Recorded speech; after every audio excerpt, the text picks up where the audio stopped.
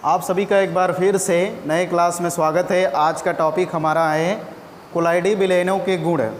ठीक है, कोलाइडी जो विलयन होते हैं उनका गुण क्या होता है।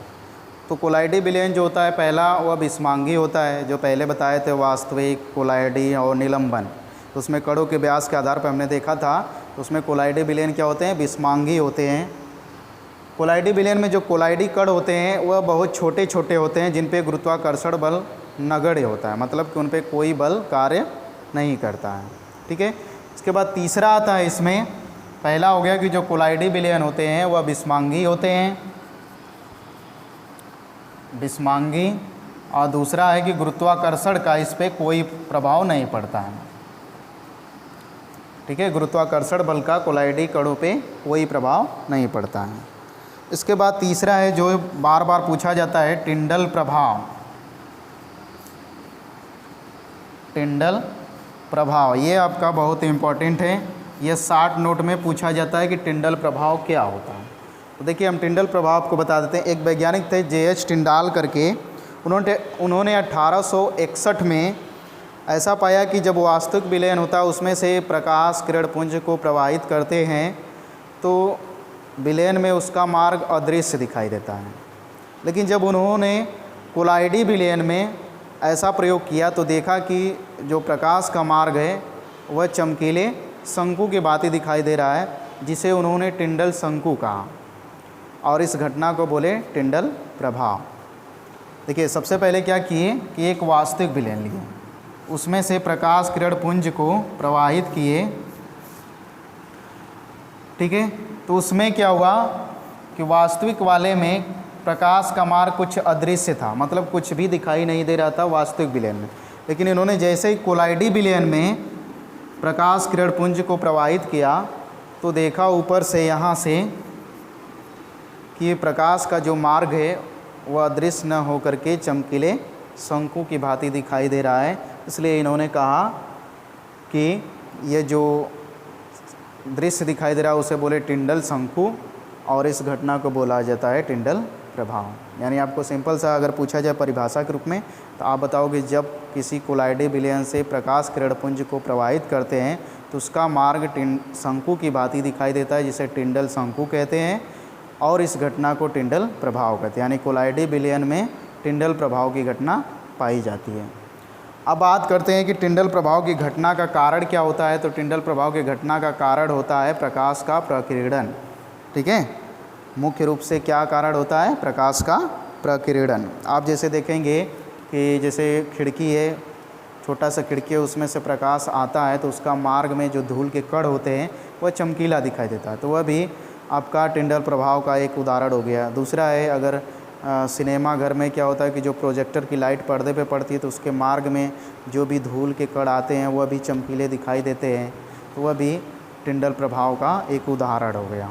ठीक है, तो टिंडल प्रभाव में आपको इतना ही जानना है क्या होता है कि जब किसी कोलाइडी विलयन से प्रकाश किरण पुंज को गुजारते हैं तो प्रकाश का मार्ग चमकीले शंकु की भांति दिखाई देता है, जिसे हम टिंडल शंकु कहते हैं और यह घटना टिंडल प्रभाव कहलाती है। ठीक है, इसका मुख्य कारण क्या होता है, प्रकाश का प्रकीर्णन होता है। उदाहरण को आप समझ गए हैं। ठीक है, नेक्स्ट है आपका, यह भी इम्पोर्टेंट है आपका, ब्राउनी गति। ठीक है, जो कोलाइडी विलयन का गुण होता है इसमें क्या होता है कि ब्राउनी गति पाया जाता है, यानी कोलाइडी विलयनों में ब्राउनी गति पाई जाती है। तो एक वैज्ञानिक थे रॉबर्ट ब्राउन।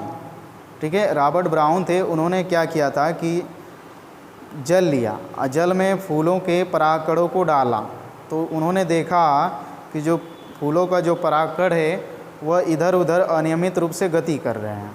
इसका मतलब कि कोलाइडी जो विलयन है उसमें भी गति करेंगे, क्योंकि जो कोलाइडी विलयन होते हैं उनके कणों पे गुरुत्वाकर्षण बल नगण्य होता है, तो मतलब वो कहीं भी इधर उधर गति कर सकते हैं।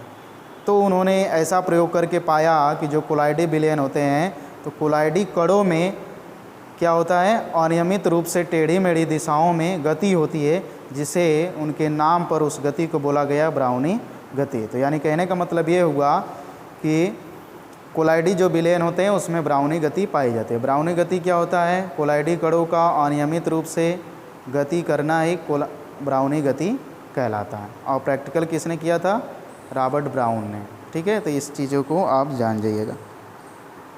ठीक है, अब ब्राउनी गति का कारण क्या होता है? ब्राउनी गति का कारण ये होता है कि जो कोलाइडी कण होते हैं उन पे गुरुत्वाकर्षण बल नगण्य होता है, इसलिए वह किसी भी दिशा में अनियमित रूप से गति करते हैं, इसलिए ब्राउनी गति पाई जाती है।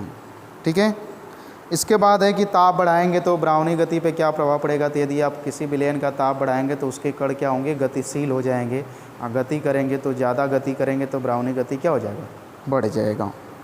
ठीक है, अगर विलेय का व्यास यानी कोलाइडी जो कण हैं उनका व्यास यदि बढ़ेगा तो ब्राउनी गति क्या हो जाएगा? घट जाएगा, क्योंकि भाई बढ़ेगा उन पे कुछ न कुछ गुरुत्वाकर्षण बल कार्य करने लगेगा, वो स्वतंत्र रूप से गति नहीं कर पाएंगे।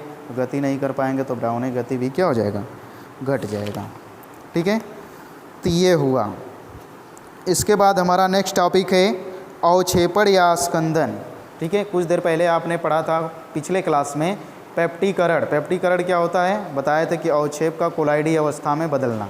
तो यहाँ पे उल्टा हो जाएगा, मतलब कि किसी कोलाइडी अवस्था का अवक्षेप में बदलना ही कहलाता है अवक्षेपण या स्कंदन। ठीक है, इसके बाद हमारा नेक्स्ट आएगा टॉपिक, इसमें बताया जाएगा हार्डी-सुलजे का नियम और वैद्युत कण संचलन। तो आज के लिए ये थोड़ा छोटा सा वीडियो है, बस एक टॉपिक पे बात करने के लिए, कोलाइडी विलयनों के गुण। तो कोलाइडी विलयन के गुण आप समझ लिए और इसको हम इसी पे समाप्त कर रहे हैं। नेक्स्ट आगे हम मिलेंगे तो इसका अगला टॉपिक के बारे में बात करेंगे और समझाएंगे। तब तक के लिए आप सभी का धन्यवाद।